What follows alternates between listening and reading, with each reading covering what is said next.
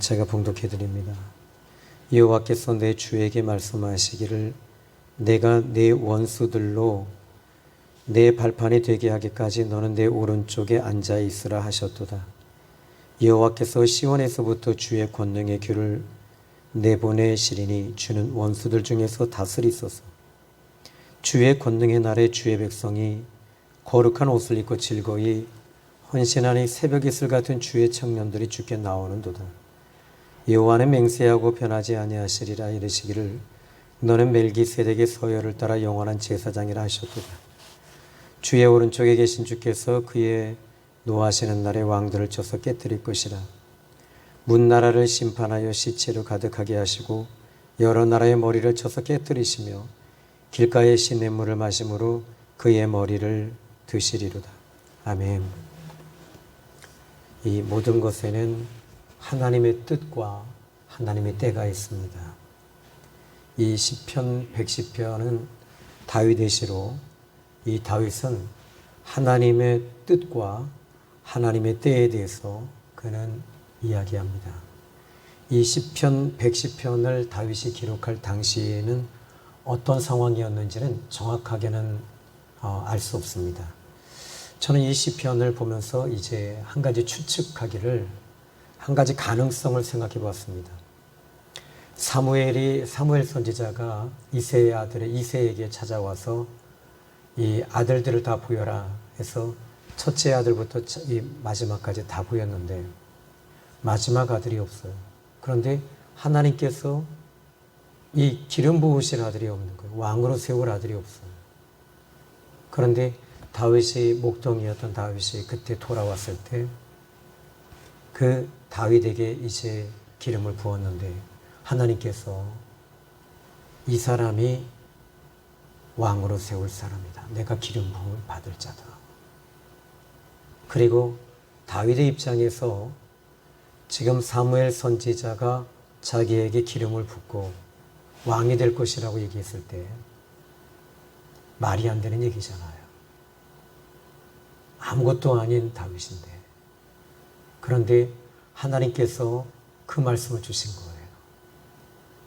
사무엘을 통해서 하나님께서 그 말씀을 하셨을 때 다윗도 이새도 그 누구도 믿지 못했습니다. 그런데 문제는 이 다윗이 이제 이 블레셋과의 전쟁에서 하나님께서 길을 열어주시는 거예요.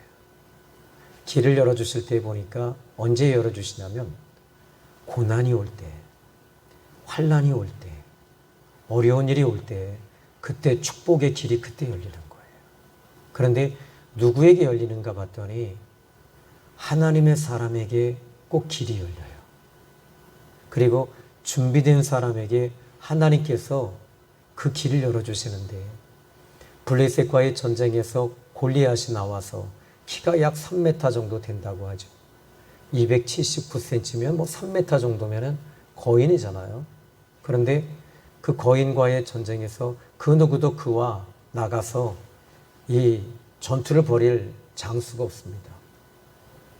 그런데 이 며칠 몇 날을 그렇게 두려워서 떨고 있는데 이 다윗이 형들의 도시락을 가지고 가서 아버지 심부름을 가지고 갔는데 형이 와서 말합니다. 너 구경하러 왔냐? 그랬더니 아니다. 아버지께서 형들이 걱정이 돼서 자 있는 걸 보고 그리고 이 도시락을 드시라고 갖고 왔다. 그런데 그 이야기를 듣는 순간에 다윗이 말합니다. 그는 거기서 골리앗을 보지 않아요. 무엇을 봤습니까? 골리앗을 무너뜨리시는 하나님을 보는 거예요. 여러분, 여러 가지 문제가 우리에게 산재해 있습니다. 그 산재되어진 문제 가운데서 영적인 사람, 믿음의 사람, 기도하는 사람들은 문제에 집중하지 아니하고 하나님께 집중하기 시작을 합니다. 하나님께 집중하니까 3m의 키가 큰 사람도 아무것도 아닌 거예요.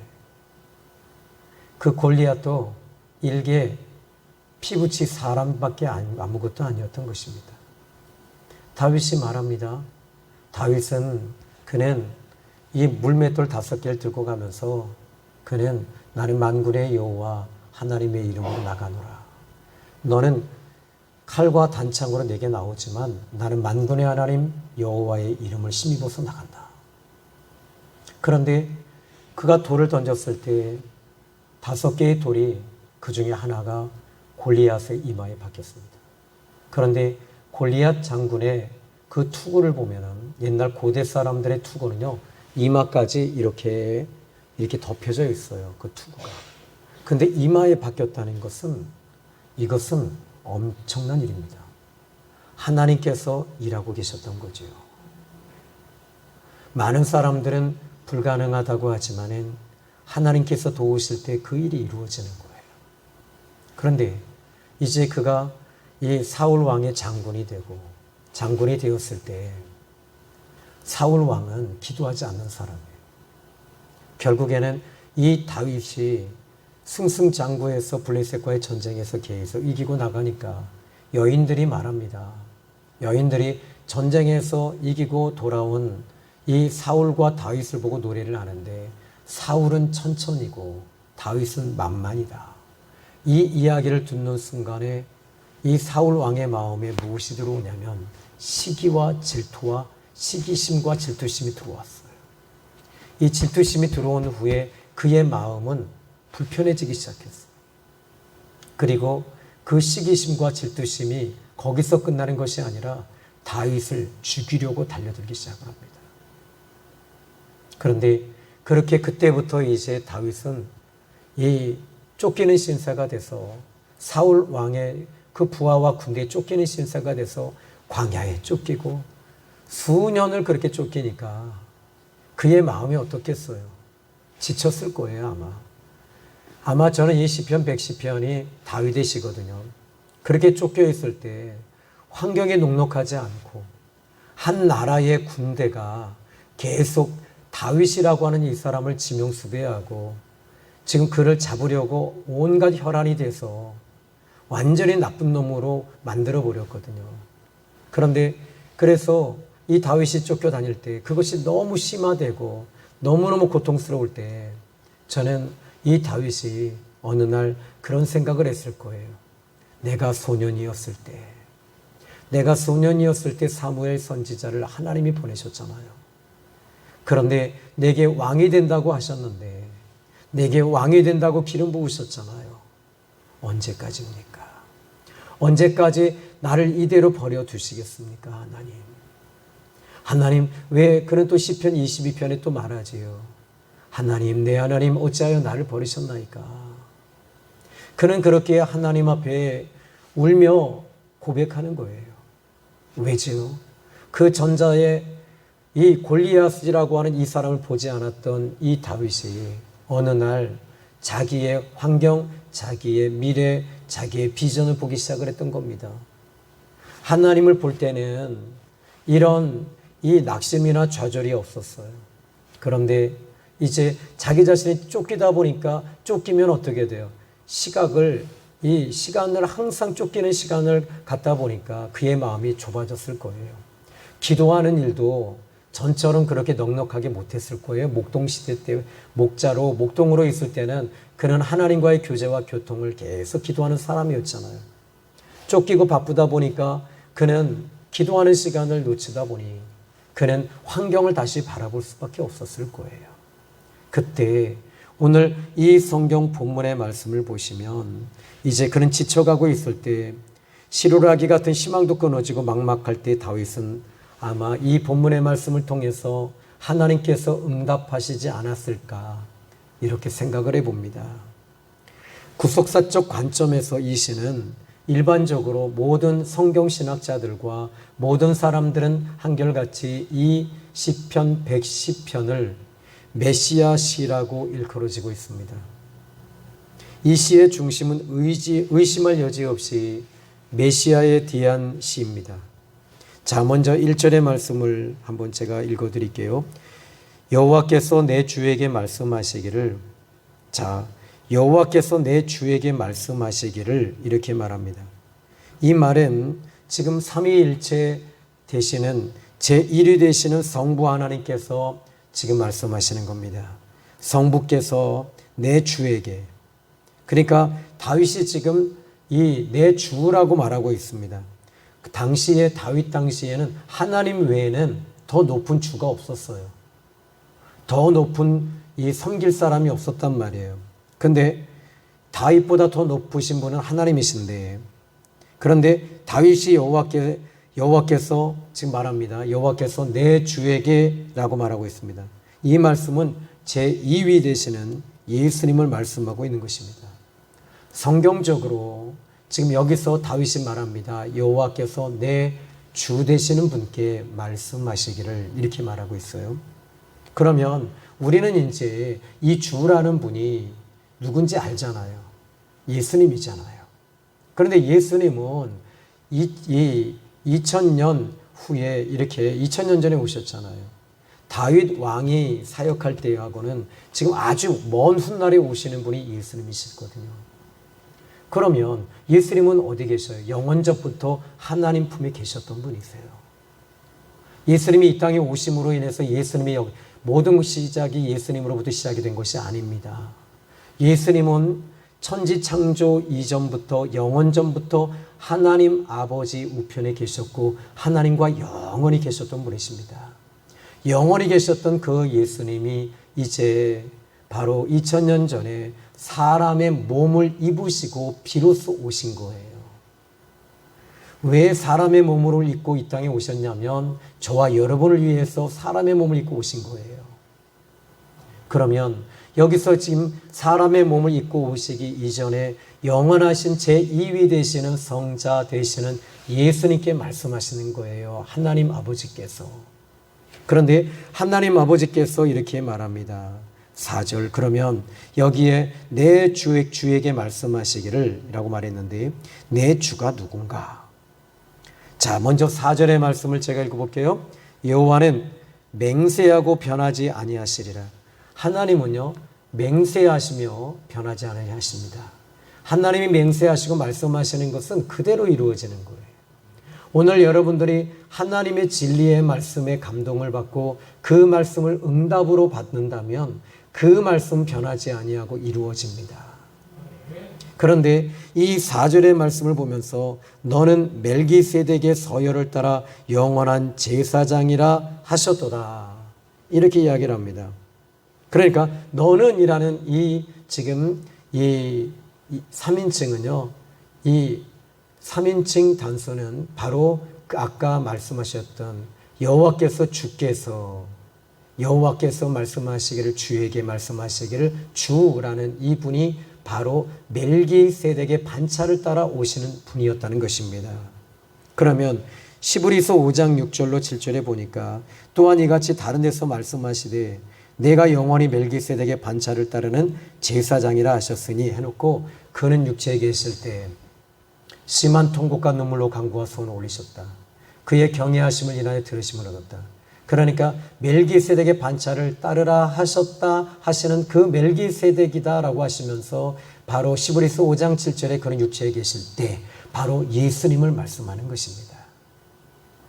그러니까 지금 여기서 이 다윗이 지금 어떻게 보면 그는 이 시리에 빠져 있었을 거예요. 시리에 빠져 있을 때 하나님 성부께서 성자이신 예수님께서 말씀하시는 그 음성을 그는 들었던 것입니다. 어쩌면 그는 영적으로 봤을 겁니다. 믿음으로 봤을 것입니다. 아니면 환상으로 봤을 것입니다. 아니면 하나님이 열어주셔서 지금 이 1절의 말씀을 하나님 아버지께서 예수님께서 하시는 말씀을 들었던 것입니다. 이것은 하나님의 은혜로 열어주시니 가능한 겁니다. 어떻게 이것이 사람이 내가 기도를 많이 해서 이것이 열리겠어요? 아닙니다. 이것은 능력이 있다고 해서 열리는 것이 아닙니다. 하나님의 은혜로 다윗에게 열어주시니 하나님 아버지께서 예수님께 말씀하시는 성자 예수에게 말씀하시는 그 음성을 이 다윗이 보고 듣고 기록하고 있습니다. 어떤 말씀을 말씀하셨을까요? 1절의 말씀을 볼까요? 너의 발판이 되게 하기까지 너는 내 오른쪽에 앉아 있으라 하셨도다. 그런데 내 원수들로 지금 여기 보니까 이 개역개정 한글 개역, 지금 우리는 개역 개정 성경이잖아요. 한글 개역 성경 갖고 계신 분 계세요. 옛날 성경. 그 성경에는 너의 발등상 되기까지라고 했어요. 발등상. 그러니까 발등상이 어디입니까? 발바닥이 아니라 발등상이에요. 그러니까 발등인 여기 발바닥이고 여기가 발등상인데 발등상이 되기까지 너는 내 오른편에 있어서 쉬면서 그때까지 기다려라. 이렇게 말씀하고 계시는 거예요. 너의 원수. 너의 원수가 누구입니까? 사탄입니다. 예수님은 지금 하나님 아버지 성부께서 예수님을 향해서 말씀하십니다. 저 사단은 너의 원수다라고 말씀하셔요. 그런데 우리 예수님께서는 지금 여기서 예수님께서 하나님 아버지께서 성자 예수님께 발등상 되게 하기까지 너는 내 우편에 오른쪽에 앉아 있으라. 하나님 편에 있으라는 거예요. 하나님 편에 앉아 있으라. 이렇게 말씀하십니다.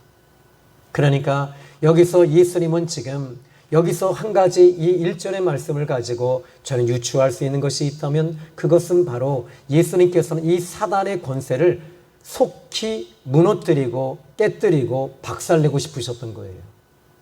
그런데 예수님께서 이렇게 속히 하고 싶었지만 하나님께서는 말씀하십니다. 예, 성자야. 너는 내가 너의 원수가 너의 발등상 되기까지 네 발바닥 아래까지 들어올 때까지 너는 거기서 기다려야 된다. 그러니까 이 때가 있다는 거예요. 아까 제가 먼저 전자에 이렇게 말했습니다. 시편 110편의 특징이 하나 있다고 그랬어요. 그것은 하나님의 뜻과 하나님의 때가 있다는 것입니다.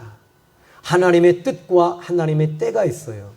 여러분에게도 마찬가지입니다. 여러분들이 과거에 하나님께로부터 어떤 응답을 받으셨나요? 그 응답이 하나님의 뜻이 있다면 그 뜻대로 될 것입니다. 왜냐하면 아까 전자의 4절에 하나님께서 말씀하시기를 여호와는 맹세하고 변하지 아니하시리라. 하나님의 뜻이 지금 변하지 아니하시고 그대로 이루어진다는 거잖아요. 하나님께로부터 받은 응답이 진리 안에서 받으신 것이고 하나님의 말씀 안에서 여러분이 그 응답의 뜻이 하나님의 뜻에 맞았다면 여러분 분명히 하나님께서 그 일을 반드시 이루실 겁니다. 그런데 우리 하나님 아버지 성부께서 성자 예수님께 말씀하십니다. 기다려라. 기다려라. 이렇게 말씀하십니다. 때가 올 때까지 기다려라. 그 때가 이르기까지 기다려라.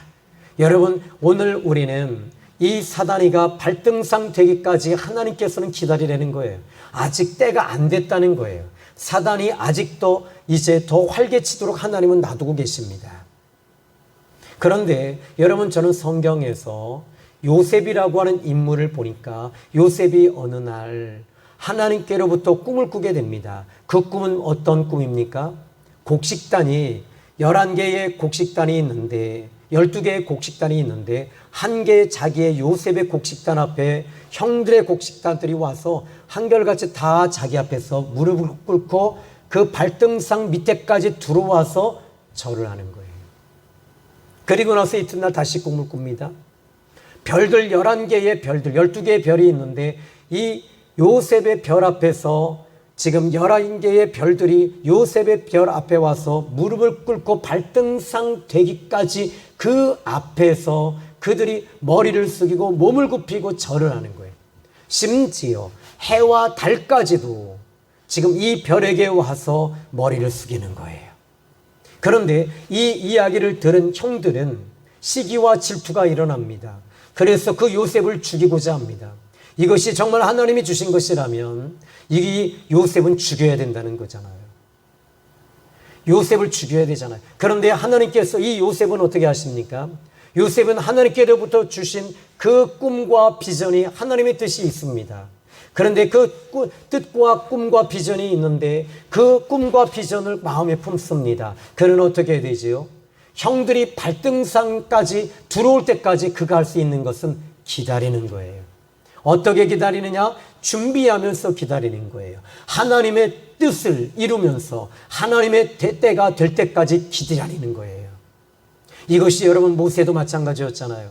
모세 같은 경우에도 그는 하나님의 뜻이 이 모세에게 분명히 있었습니다. 그래서 모세의 이름은요, 모세라는 말은 무스란 뜻입니다.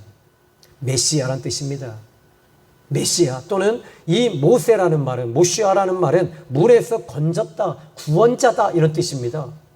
그런데 이 메시아, 그래서 메시아라는 단어가 거기서부터 온 거예요. 그런데 이 모세는 이 이스라엘 백성들을 애굽에서 끄집어내는 구원자 역할을 해야 되겠는데 심과 무력으로 하고 싶었지만 안 됐잖아요. 안 됐습니다. 도망갔습니다. 그런데 그가 40년 동안 할 수 있었던 것이 뭐지요? 하나님의 뜻을 찾는 거예요. 하나님의 때를 기다리는 거였어요. 내 힘으로 안 된다는 것을 깨닫고 내 방법으로 안 된다는 것을 이 모세가 깨닫고 이제는 하나님 그는 자포자기하고 자기의 방법을 내려놓고 자기의 힘을 다 내려놨을 때 그때 하나님께서 그에게 나타나시잖아요. 나타나셔서 꺼지지 아니하는 불을 보여주시면서 거기에 가시덤불에 가시나무에 하나님의 불이 붙습니다. 그 가시나무의 불이 꺼지지 않습니다. 그때 하나님께서 모세에게 말씀하십니다. 모세야, 모세야, 여기는 거룩한 땅이니 너의 신발을 벗어라. 너의 신을 벗어라. 너의 권리를 포기해라. 너의 방법을 포기해라. 내가 가라고 하는 대로 가면 너는 된다. 그때 하나님께서 이제 다시 모세에게 말하십니다. 네가 든 것이 무엇이더냐? 지팡이입니다. 던져라. 던져라. 내려놔라.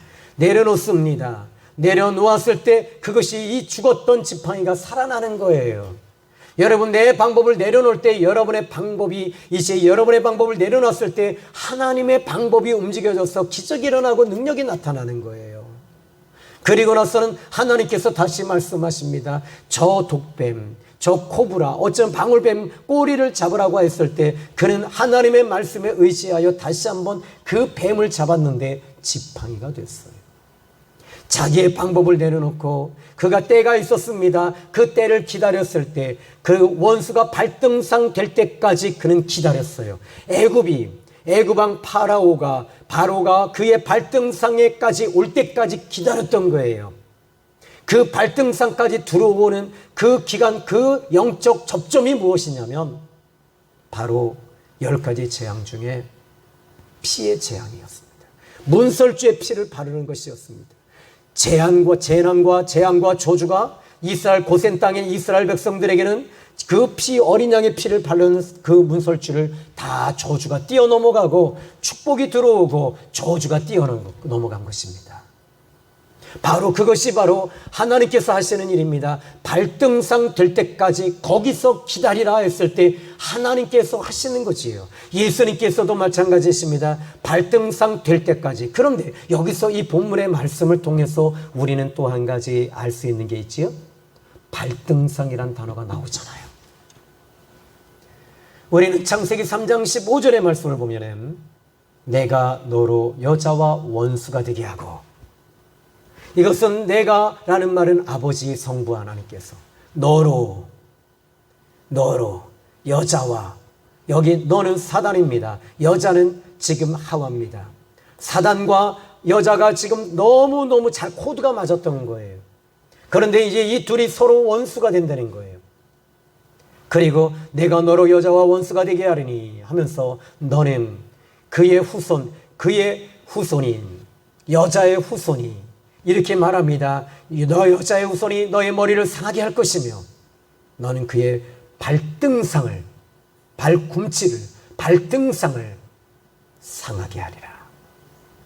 여기에 발등상이 나오는 거예요. 근데 여기서 원수라는 말이 나옵니다. 여자의 후손과 지금 이 사단과 이제 원수가 되게 해주시겠다는 거예요. 그때부터 하나님의 이미 선언이 시작이 됐어요. 예수님은요, 이미 이 사단과는 이미 그때부터 원수인 거예요. 그런데 예수님께서는 빨리 진멸하고 싶으셨지만 하나님 아버지께서는 때를 기다리라는 거예요. 다윗도 마찬가지였습니다. 빨리 왕이 되고 싶었을 것입니다. 그런데 하나님께서는 너의 발등상 되기까지, 사울이 너의 발등상까지 내려올 때까지 기다려라. 때가 곧 온다. 너가 지금 하는 일들이 이루어지지 아니할지라도 그 일이 지금 모든 것이 불가능하고 지금 이루어지는 것 희망이 끊어지고 방법이 끊어졌다 할지라도 때가 온다. 그 발등상이 될 때까지 기다려봐라. 내가 그 때가 올 때 내가 너에게 역사하리라. 그를 밝게 할 것이다. 그를 밟아서 짓밟게 해서 승리를 보게 하리라. 너의 인생의 미래의 비전을 그때 열어주리라. 아멘. 이게 시편 110편의 구속사적 관점의 메시아장이 되는 거예요.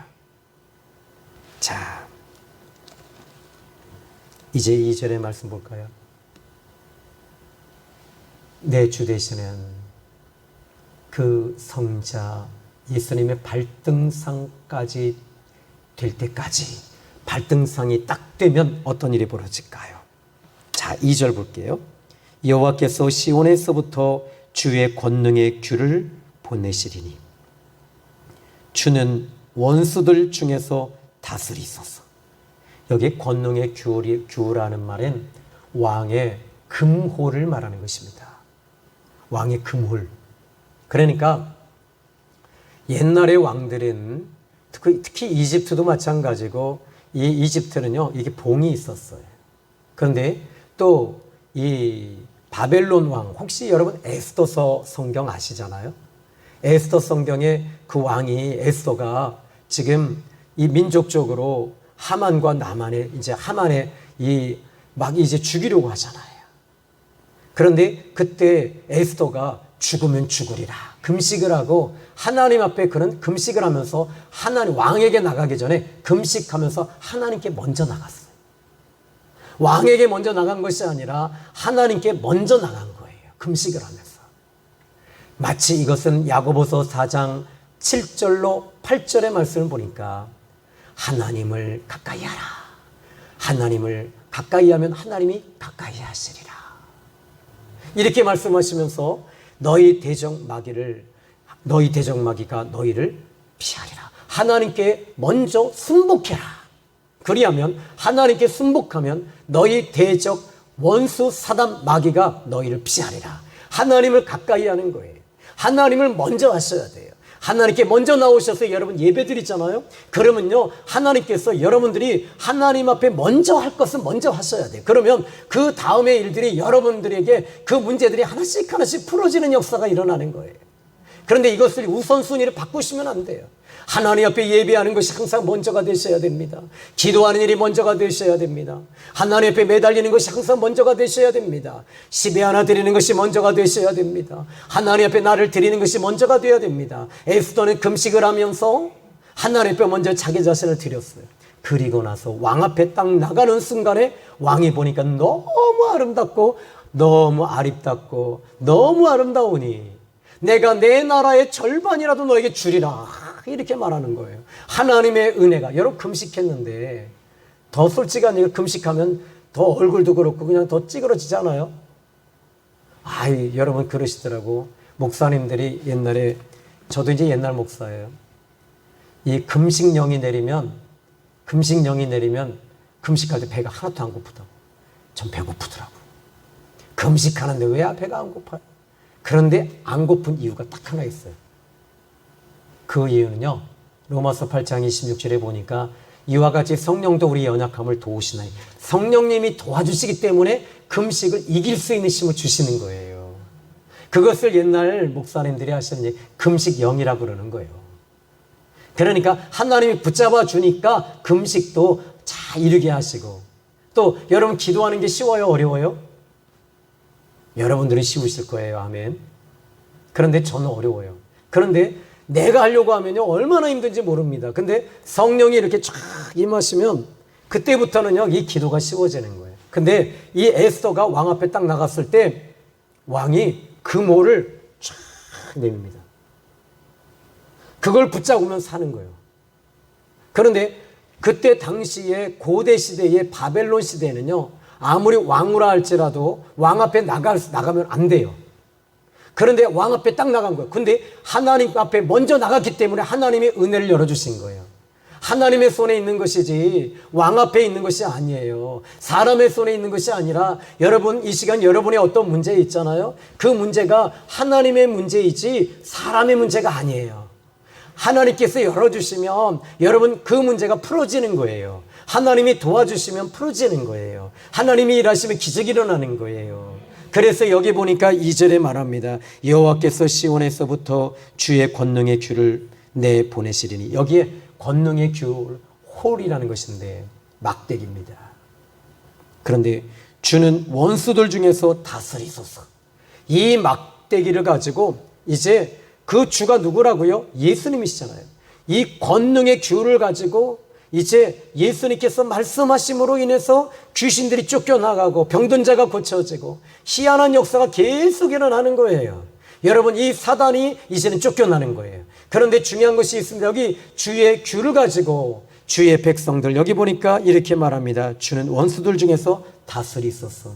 원수들 중에서 다스리십시오. 원수들을 다스려 주십시오. 하나님의 지배 속에 우리는 들어가야 됩니다. 그때 하나님께서 이 원수들을 내쫓는 역사가 나타날 걸 좀 믿으시기 바랍니다. 그러면 여기에 이 말씀을 보십시오. 이제 바로 이 5절의 말씀을 보시면요. 자, 이제 아까 이 1절의 말씀 보니까 너는 내 오른쪽에 앉아 있으라 하셔도다. 예수님 오른쪽에, 그래서 예수님 보좌 우편에 앉아 계신다는 말이 이 말이에요. 그죠?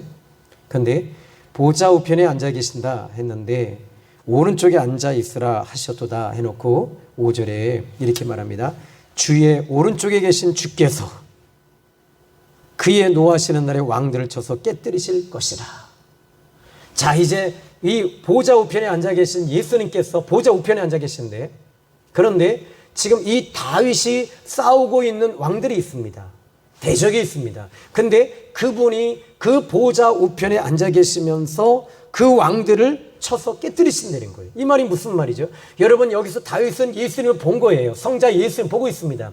여러분, 지금 우리는 여기서 이 부분에 대해서 요한 1서 3장 8절을 보니까 요한 1서 3장 8절에 이 하나님의 아들이 나타나시면 사단을 멸하려 하십니다. 이랬거든요. 그러니까 이제 사단이 쫓겨나가는 역사가 계속 나타나는 거지. 이게 어떻게 해요? 여러분, 예수님의 이름의 권세입니다. 예수님의 이름의 권세. 그런데 중요한 것이 하나 있습니다. 여러분이 바로 서 있지 못하고 여러분 예수님의 이름으로 아무리 외쳐보십시오. 아까 야고보서 4장 7절로 8절에 말씀을 했듯이 하나님을 가까이 해라. 그럼 하나님이 가까이 하시리라. 그리고 이제 하나님을 가까이 하시리라. 그리고 하나님께 순복해라. 하나님께 순종하지 아니하는데 어떻게 이 사단이가 피할 수 있습니까? 하나님께 가까이 할 때 하나님과 가까이 하는 순간에 이 사단은 빠져나가는 거예요. 못 견디는 거예요. 근데 나는 하나님과 멀리 있으면서 예수님의 이름으로 아무리 외쳐보십시오. 예수님의 이름으로 아무리 들어와라, 고쳐줘라, 아무리 해봐도 소용이 없다는 것입니다. 여러분들이 오늘 이 시간에 하나님 편에 서는 저와 여러분이 되시는 거예요. 하나님 편에 설 때 하나님께서 일하셔요. 그래서 여기 주의 오른쪽에 계신 주께서 그의 노하는 날에 왕들을 쳐서 깨뜨리실 것이라. 그리고 6절입니다. 문 나라를 심판하여 시체로 가득하게 하시고 여러 나라의 머리를 쳐서 깨뜨리시며, 여기 깨뜨리신다. 이것이 바로 이제 마지막 때 있을 종말론적 관점으로 마지막 때 백보자 심판을 말하는 겁니다. 그러나 하나님 편에, 하나님 반대편에 선 사람들은 하나님이 다 이렇게 깨뜨려요. 그러나 하나님 편에 선 사람들은 어떤 사람이죠? 저와 여러분이 하나님 편에 선 사람임을 믿습니다. 아멘. 그런데 자, 이제 3절 볼까요? 하나님 편에 선 사람들의 특징 한번 읽어볼까요? 시작. 주의 권능의 날에 주의 백성이 거룩한 옷을 입고 즐거이 헌신하니 새벽 이슬 같은 주의 청년들이 주께 나오는도다. 아멘. 하나님 편에 선 사람들. 저는 이 말씀이 목사님들이 헌신 예배 때 이 말씀 하시더라고. 저는 이 말씀이 헌신 예배 때 하고는 좀 이게 코드가 잘 안 맞아요. 이게 뭐냐면 지금 예수님은 하나님 아버지 편에 서셨어요. 근데 예수님은 어떤 분이시냐면 거룩하신 분이십니다. 그러니까 거룩하신 분인데 이제 여기 이렇게 말합니다. 주의 권능의 날에 주의 백성이 거룩한 옷을 입고. 그러니까 하나님과의 코드가 뭐냐면 거룩입니다. 그러니까 그러니까 예수님을 통해서 우리가 죄사함을 받는 것이 바로 거룩한 옷을 입게 되는 것이죠. 거룩한 옷을 입을 때 여러분 회개하잖아요. 회개하면 놀라운 일이 일어납니다. 회개하면 여러분 진짜 제가 전에도 이야기했지만 성대 결절이 왔을 때 저는 정말 하나님 앞에 원망 많이 했어요. 목소리가 안 나오니까 설교는 해야 되는데, 또 병원 사역해야 돼, 또 교회에서 말씀 전하. 그때 그 시즌에 이 부산도 갔다 와야 돼요. 부산에서 집회도 하고 부흥회도 갔다 오면서 교회가 다 깨진 교회, 막 싸움이 벌어지는 그 교회를 가서 하나님의 성령이 임하니까 하나가 되더라고요. 하나님이 임하시니까, 그분들이 회개하시니까 거룩한 옷을 입고, 여러분 회개하잖아요. 그러면요, 회개하면 가벼워집니다. 아멘. 회개하면 가벼워지게 돼 있어요. 전에는 막 왜 싸웠는가 봤더니 원로 목사님과 그리고 담임 목사님 그리고 그 다음에 장로님, 이 기득권 싸움 때문에 그랬어요. 기득권 싸움 때문에 막 싸우니까 장로님이 열받아서 그냥 똥통을 갖고 와서 지게에다 갖고 와서 강가에 뿌려버렸어요. 난리도 그런 난리가 없어요. 교인들은 다 터졌어요. 매일 교회에 오면 똥냄새가 나지. 그런데 그 교회를 가서 말씀을 전하는데 성도들이 하나님 앞에 여기 오늘 본문의 말씀처럼 주의 백성이 거룩한 옷을 입기 시작을 하는 거예요. 그러니까 가벼워지기 시작을 하니까, 회개하면서 우니까 이분들이 어떻게 돼요? 가벼워지기 시작했어. 기득권 때문이 아니구나. 우리가 교회 나오는 건 기득권이 아니라 예수님 믿고 구원받았구나. 죄에서 사함받았구나. 우리는 천국 갈 사람들이구나. 성령이 우리에게 임하였구나. 이 원칙에서 자꾸 떠나니까 사람들이 자꾸 땅의 것을 붙잡고 움직이는 거예요. 그러니까 자꾸 상하고 아프고 고통스럽고, 죽이지 않으면 죽여야 되고, 막 이렇게 깡패들을 갖다가 거기다 갖다 대놓고 교회에다 막 이래버리니까 서로가 서로를 죽는 거예요. 그런데 회개하니까 교회가 살아나는 거예요. 성도들이 살아나는 거예요. 주의 거룩한 옷을 입기 시작을 했습니다. 그리고 나서는 어떻게 됩니까? 여기 거룩한 옷을 입으니까 즐거움이 오기 시작을 했어요. 그리고 헌신하기 시작을 하는 거예요. 그리고 나서는 새벽 이슬 같은 주의 청년들이 주님께 나오는도다. 바로 이 예수님을 통해서 우리는 이제 새벽 이슬 같은 청년이 되어서 주님 앞에 나오는 것이죠. 택함받은 사람, 바로 이제 주님 앞에 택함받은 사람은 주님 앞에 나와서 영원한 생명의 나라로 들어가는 줄 믿으시기 바랍니다. 그러나 주님 편에 서지 못한 사람들은 어떻게 될까요? 아까 전자에 이야기했지만 바로 이제 2절에 다스리시는데, 그리고 여기 5절의 말씀 보니까 주께서 그의 노하시는 날에 왕들을 쳐서 깨뜨리시고, 6절에 문나라를 심판하시고 시체를 가득하게 하시고 여러 나라의 머리를 쳐서 깨뜨리신다. 하나님께서 깨뜨리시는 거예요. 그런데 여러분, 우리 예수 믿으면서 잘못하는 거 빨리 하나님께 책망받는 게 나아요. 보응받는 게 나아요. 그리고 나서는 왜 그러냐면, 택함받은 사람은 여러분, 근데 제가 이렇게 봤을 때 하나님께서 택함받은 사람은 그래도 회개할 시간을 계속 주시는 것 같아요.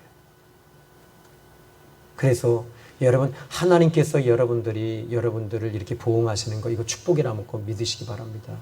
그러나 여기 이제 택함받은 사람 또 한번 볼까요? 7절. 길가의 시냇물을 마심으로 그의 머리를 드시리로다. 아멘. 성령의 생명수의 강, 성령의 생수의 강이 여러분에게 임하는 것입니다.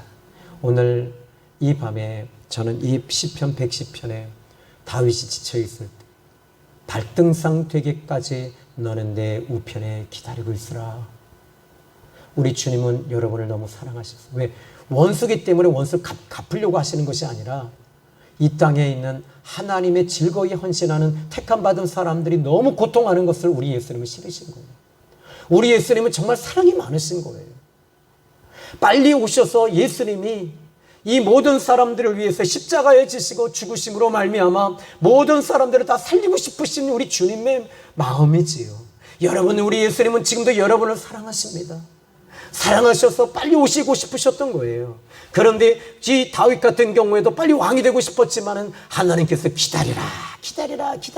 때가 곧 된다. 때가 온다. 그러면 내가 너의 원수들을 다 깨뜨려 버릴 것이고 내가 너를 도울 거야. 너는 이제 그 시냇가의 물을 마시게 될 거고 머리를 들게 할 것이며 내가 너를 축복하게 될 거야. 너는 내가 택한 사람이야. 내가 너를 도와줄 거야. 내가 너를 축복할 거야. 아멘. 여기까지입니다. 하나님은 여러분을 사랑하십니다. 아멘. 이 시편 110편을 새벽 5시 50분부터 지금까지 계속 묵상을 하면서 글로 쓰고 또 워드를 치고 계속 하나님. 그런데 이 말씀에서 결국 저는 결론을 딱 하나 내릴 수 있었어요. 하나님은 여전히 여러분을 사랑하신다는 거죠. 그 이유는 여러분을 택하셨기 때문에. 택함받지 아니하는 저 이방 나라 왕들과 사람들을 하나님이 깨뜨리시고 심판하신다. 그래서 하나님은 여러분에게 이 말씀을 주시면서 여전히 사랑하시는 우리 하나님, 그 사랑 앞에 우리가 함께 기도하는 저와 여러분이 되기를 주님의 이름으로 축복합니다. 기도합니다. 하나님 아버지 감사합니다. 저희들은 늘 부족해서 무너지고 넘어지지만 그래도 아버지께서 우리를 택하셔서 즐거이 헌신하게 하시고 새벽 이슬같이 주님 앞에 나와 나를 드리고 또 기도하며 하나님께 거룩의 코드를 맞추면서 가는 당신의 종들을 아버지 오늘 이 시간에 그 기도를 들어주십시오. 예수님의 이름으로 기도했습니다. 아멘.